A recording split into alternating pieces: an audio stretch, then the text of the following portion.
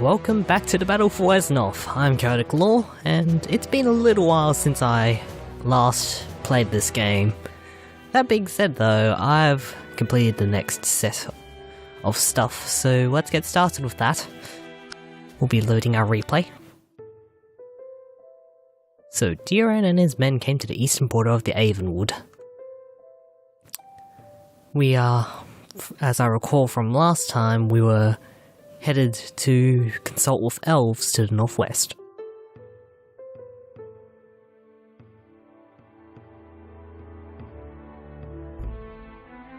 And our goal is to figure out where the source of the undead warriors are coming from. And of course, there is another bandit. The third of 3 brothers, I believe. I'm not sure if there are any more after this or not.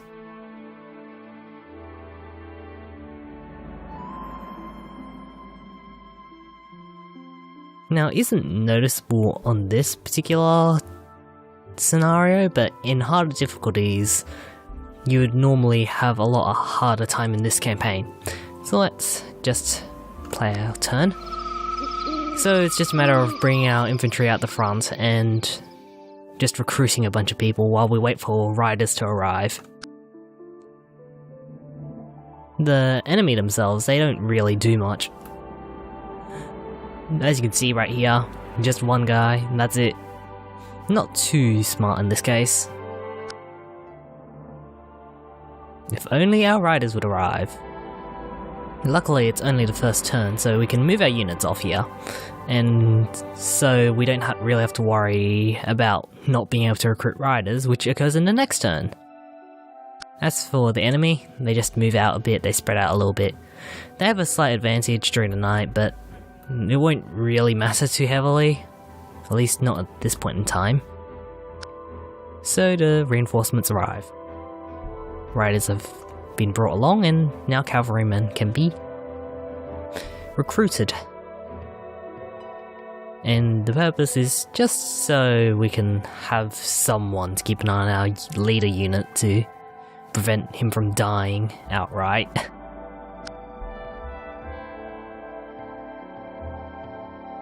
So yeah, dawn comes. We still haven't made contact yet. So what we do is we bring Sir Garrick over to the village, because despite how leveled he is, he doesn't appear to be very strong with any particular respect. I mean, he's got leadership, he's lawful, but aside from his melee attack, he's got awful defense on anything other than like mountains, or even that's not too great either if I just take a look at the description. Just looking at how the defenses are laid out, he's best suited for a castle, not for travel. So yeah, I don't think he can go into deep water either, but then again, so do most of the land-based creatures in units, of course. So, with that in mind, let's play the enemy's turn, and the bandit attempts to attack us by just lobbing a bunch of rocks at our pikeman, Morph. That being said, he doesn't get hurt real bad here. And I think in particular this match was pretty lucky for me. I mean, none of my units died at all. Spoiler alert. I just moved off of Bowman to capture a village over in the southwest of the map.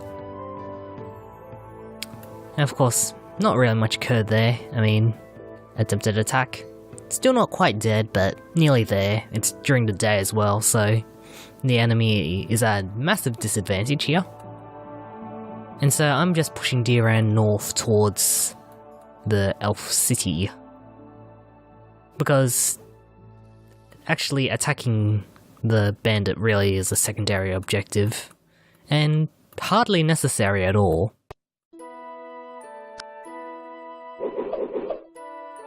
That being said, I think it's a little funny how a bandit leader can recruit bats to do his own will. So yeah, not much, just enemy movements for the most part. The only real interaction is occurring down here between the footpad and these two.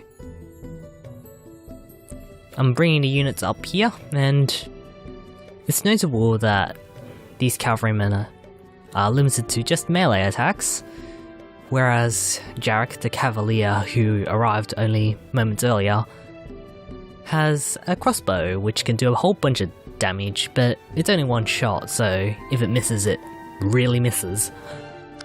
So just have a go at it, move everyone over, and we finish off the footpad. And we capture a few more towns here on our way up. The amount of gold that you get really depends between how many villages you've captured by the end and how many turns remain. So the enemy is also claiming other villages at this point, and it's starting to become night again. So at this point, most of this area is cleared out, so I just move the horses first, that way the path is cleared for Deoran, who should not be allowed to die, and I start pushing the infantry north towards this area. Normally, during most of my playthroughs of this, I typically took out the leader and then eliminated everyone else before entering the citadel, but I don't bother this time. We briefly get into attack with one of the bats, but they're dispatched quite luckily in this case. Normally it's very difficult to hit them since they have a high defense rating on grassland and, well, most places really. So since it's night we have the disadvantage.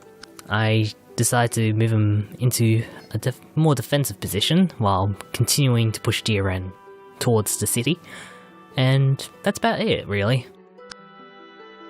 Meanwhile, the enemy keeps recruiting a couple of bats, and that's it. There's no attacks here at this point in time, even though the enemy has a higher chance of dealing damage. So yeah, secure more of the towns, and I start to move the infantry north towards the camp as well as just overall securing this southern end.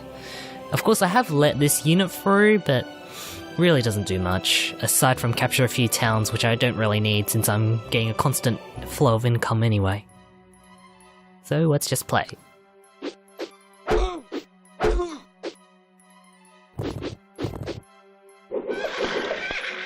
Sure, you have a couple of throwing stuff, ranged attacks against the cavalrymen who don't have a ranged attack, but it's morning again, and so the tides aren't really working too well in their favour. That being said, I get particularly lucky with this one. Yeah, especially with the crossbow. I mean, the bandits do particularly well on these hills. Just their defense rating, that is. So, the leader decides to leave his post and jump out and try to attack us, but that was a mistake. Now he can't recruit any more units at this point, since I do believe I take him out. I'm not sure if it's this turn though, so I'll just play it now.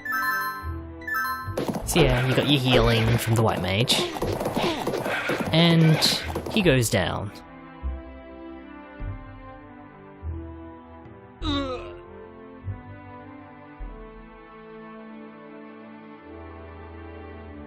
And of course we are reminded of the primary objective, which we are not too far away from now, so we just claim a couple more villages before we head on in.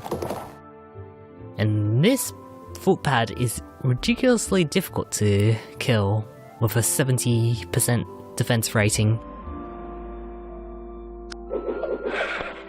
It pelts a few rocks at us, but is otherwise ineffective at actually affecting us. As you can see here, I try to take out the footpad, but nothing's working at that point. The 70% chance to not hit is really something.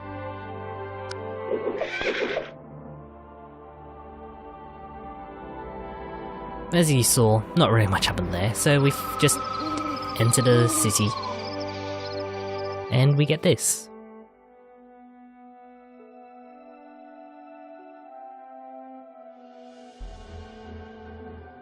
Now, of course, the elves aren't too keen on humans wandering in. And of course, he doesn't even get to say his name before he gets interrupted again.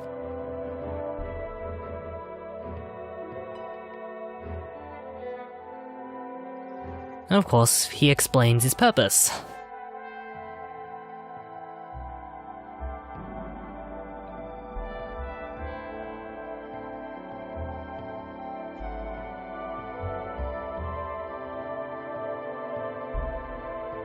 And of course, the plan is to destroy them, but of course they don't really know much, so that's the point of being here in the first place. And we are told of our next objective, and we are to look for a person named Mebran. Of course, we still have the toothy smile. And that concludes that, and since this is a replay, I don't really get to see what happens next. But join us next time as we proceed to find this fellow and hopefully take on the dead and win, of course. See you next time.